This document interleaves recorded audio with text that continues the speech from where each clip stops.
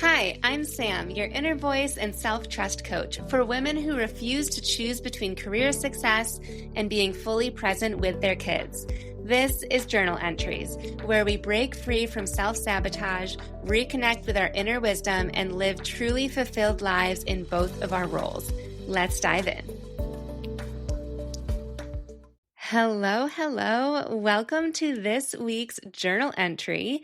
Technically, it is part 2 of last Tuesday's part 1, which is an update on how my life is going in a nutshell.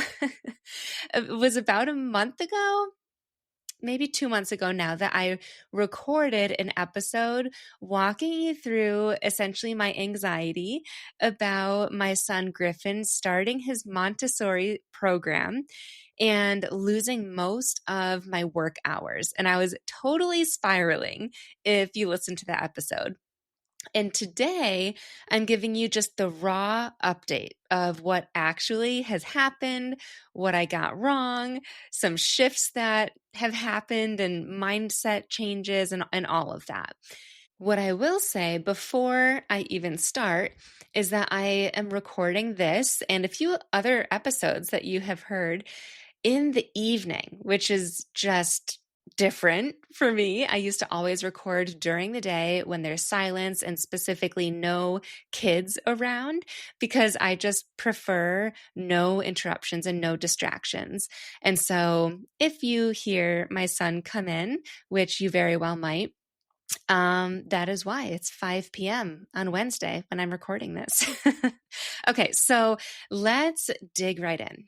The first week of going to this new program was kind of a disaster. No, it definitely was a disaster. And if you listened to the journaling episode, I think it was about 2 Thursdays ago. I'll link it in the show notes if you're interested. But it was an episode where I walked you through how to do an emotional brain dump. And I walked you through it by giving you the example of my emotional brain dump of my week 1 of not even week 1, my first 2 days of my new schedule of going to this new school, my new work schedule. So the fact that it was only 2 days doesn't give it justice, or not justice, doesn't isn't really fair to the experience. But week 1, in a nutshell, was just it was a transition, you know.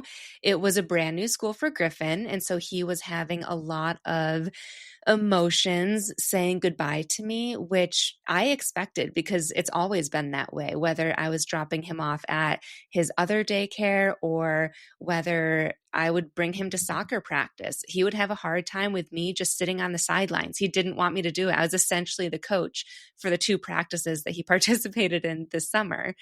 And so that was a lot. One day it was a 30-minute drop off. The second day was a 50-minute drop off. The next day, I think it was again like 30 minutes, but then there were no tears. And each day it did get better and better. And I will say that even though it took a long time, the way that they handle it at his program, at his school, is so great because by the time that Griffin ended up walking into the room, it was always his choice and his decision. And it wasn't like he was screaming and crying and kicking and like wanted me to come in. It was like he knew that this was something that he needed to do. And he maybe didn't like it, but he had to do it.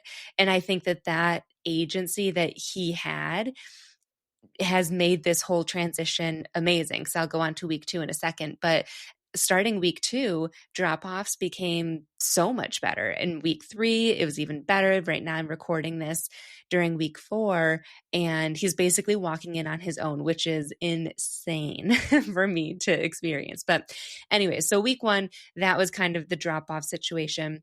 And then for work, for whatever reason, I just expected that drop off was at 11:45 and that drop off would be like 5 minutes, which it never was even before. But anyways, I just thought I'd be home by 12:15 and I can do like back-to-back meetings. And everything would flow smoothly, but that was not the case. I had canceled almost all of my meetings the first week. I was just a hot mess that first week, felt like a failure. I kept leaving voice messages to my clients, to podcast guests that I was supposed to be interviewing, being like, I'm sorry, we have to reschedule. This is just not the week. Looking back, I should have just given myself at least 1 week of no calls just to like feel it out and get a temperature on everything. But then going into week 2, things definitely started to click from all perspectives. I remember, I think it was Wednesday, but I remember Griffin asking in the morning, is it a school day?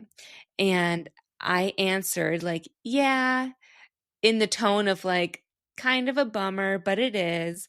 And he responded saying, yay, I love school now. I was in the other room, but my jaw dropped open like, oh, okay. And so he was doing much better at drop-offs and really enjoyed school. And he enjoyed school from day one. I truly believe that. But drop-offs was getting easier. And with work, I just became much more open to new ideas of how and where I can work my business, essentially. I stayed in town that week in Albion, which is where his school is, Monday through Thursday, every single day, except Friday. And on Wednesday, instead of going home for calls, which I thought was really important for me because my calls, especially with my private clients, we're talking about personal things and emotional things and just matters to these women that feel heavy. And I want to respect that. And I don't want to be in a public setting. However, given my circumstance, I thought I'm just going to try doing calls from my car. And that Wednesday, I stayed in my car. I just drove right around the corner in the same plaza as the school, and I parked my car. I left it on the whole time because it was a warm day, but I also had my charger plugged into that like car port. And I had 2 1-hour calls back to back and then a 20-minute phone call immediately afterwards. I was sitting in my car the entire time. So from 11:15 when I left my house to 3:15, which is when we got back. My butt was so tingly. I did leave a little bit when I was on that phone call. I left the plaza to go get a coffee from somewhere, but I felt like I couldn't leave the car while talking to this person. So I ended up just driving right back to the plaza. But that was one of my favorite days. I actually got so much work done and it just felt really good. And then last week was week 3. And again, this is week 4. And I really feel like both of us, Griffin and I, are just finding the rhythm. I also reserved the library. And so that's been good. But also, there's horrible internet connection. I've been there for calls and my calls are being dropped. One of my clients, she's so flexible with me. I thank her so much, but our call got cut off at 23 minutes instead of 60. So we're, of course, oh, you found your scissors? Oh, your blue scissors. Yay. But yeah, so my client was super flexible with me. I also had this vision of recording podcast episodes in my car. And so I brought all of my equipment one day and tested it out and realized I don't have service in my car, not even connecting to my hotspot, whatever it was, it does not work for me. I'm going to try it again. But yeah, it's just not working. Also, okay, I'll cut one. Do it when you're done with. Okay. And stay in the lines like I did. Okay, well, I'm birthday party prepping for Griffin, and he wants me to cut something that we are doing for his birthday. Anyways, another thing that I'm shifting a little bit is right before this transition, I was going to networking events. And I thought that that was really going to be a big focus of mine, but I'm realizing that that's not realistic for me since I am with Griffin all of the time. And when I'm not, it's about an hour and a half to 2.5 hours in Albion. And so anyways, I'm creating more connections virtually for work instead of in person, which feels really good. I feel like I found really good communities. Drop off is amazing.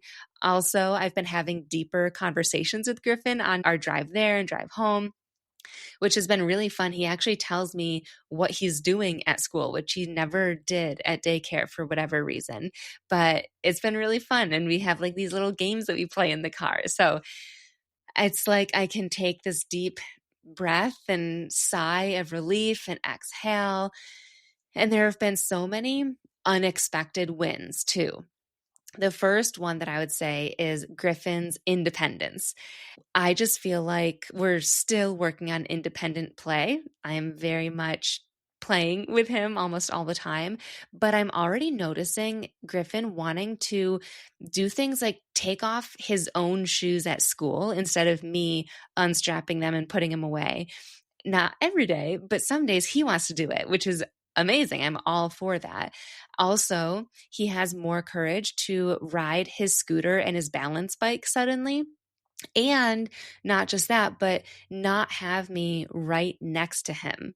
He used to ride his scooter, but he used to say that he wanted to use his money to get me a scooter so that we could ride together, which I think is so adorable and makes my heart smile, but also just shows like we do everything together. And now he's riding his scooter and his balance bike on his own, like just going off, and I'll be watching him. And it's just so freeing for him, I'm sure, and for me, and amazing to watch. And also, he's getting his own snacks at home. Like he'll just go into the fridge and get his own yogurt and get his scissors to open them up. And it's just little things like that I'm just so amazed at. And it's like a sigh of relief every time that I see it. Also, my fitness and house goals suddenly feel achievable and desirable. Like I actually want to do them. I suddenly started exercising more, like actually following the workout program that I said I was going to be following instead of just doing something else. Like I used to just work in the morning while Griffin was watching TV. And instead, I'm exercising during that time. And then afterwards, I clean the kitchen, which was always the goal, but I just didn't do it. And now I am doing it. I think it's because a few months ago, I had the thought pop in my head of how cool would it be if I got my fittest this year and had the cleanest house, because in the mornings, I spent it on myself and my house instead of work. And I didn't think that that would be realistic because with such limited hours of working, again, an hour and a half or 2.5 hours each day, I thought that I would be tempted to work in the mornings. Like there's no other time. However, once daycare ended and I didn't have that 7 hour child watch, it didn't seem like that big of a deal to have fewer hours to work and more time with Griffin, since I couldn't compare it to anything realistic or tangible anymore, which was huge. That was like my biggest anxiety, was the change in work hours and how I was going to get all of my work done and feeling like that was enough. And it was like once that was taken away from me and that 7 hour of daycare watch wasn't available, and having my son home with me for 4 weeks when he had his break, and then just whatever the new schedule is right now is the only option, and it's kind of like it is what it is and you make it work, that became my new reality and it felt more freeing. Which kind of brings me to the other thing, is I started to feel even more grateful. I've always been grateful to have the opportunity to send Griffin to this Montessori program. I've mentioned how this was like my goal. And I've also always been grateful for my work schedule and what I do and my incredible clients. But on the way home from school, Griffin and I started stopping at a playground that's directly on our drive home. And when we're there, we don't go every day, but we do go a handful of days throughout the week. I don't even look at the clock or my phone when we're there. And sometimes we're there for 20 minutes, other times it's an hour. And it's just so peaceful and freeing when we're there. No matter how busy or chaotic the morning was, or how our day was, or my meetings were, or anything, it just kind of resets us. I just sit there in the wind. It's really windy there, and the wind blows in my face. And it's always this moment of just like, wow, I made this, I'm creating this. And I'm so grateful for this time together. And it's not perfect, I'm still figuring it out, but it's just this moment of gratitude.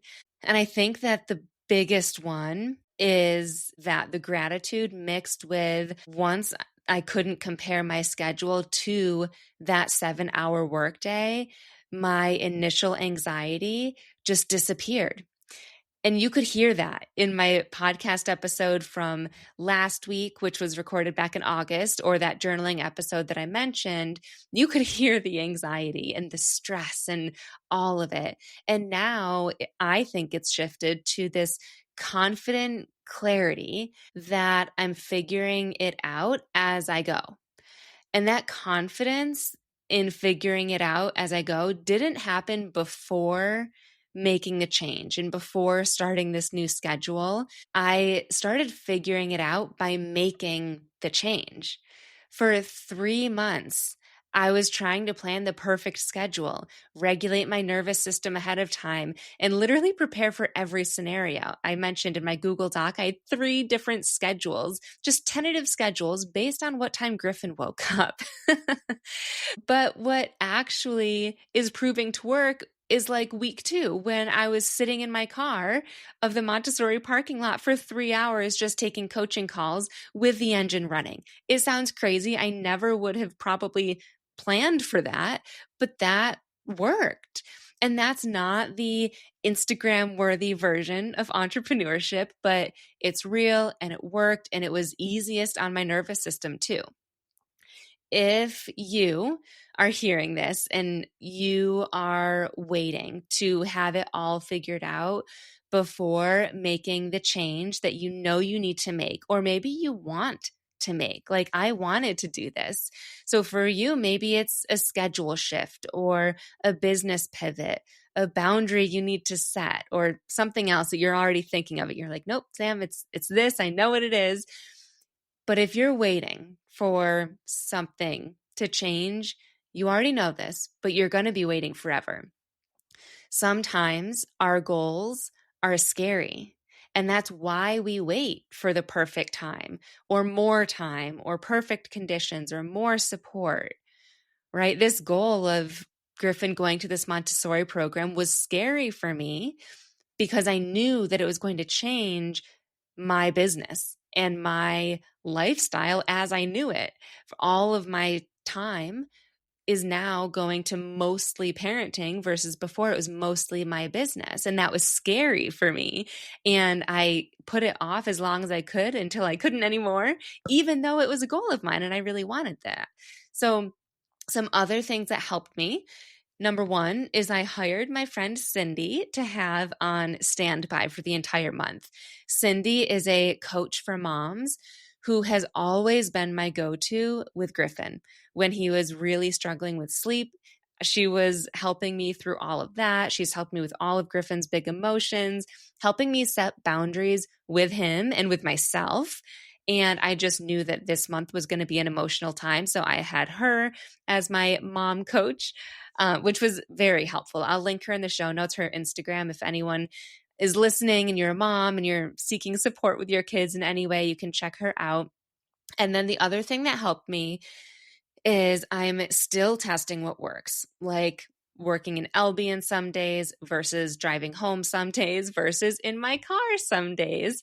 And I'm open to these changes. Whereas again, before I was so, I don't know if strict is the right word, but I was craving and wanting a schedule to be more specific.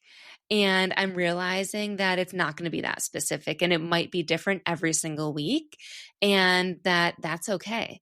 And realizing that this is only month 1 of a whole new chapter. Next month might look different. Something that was happening week 1 and also during Griffin's summer break was he would wake up and immediately want to watch TV.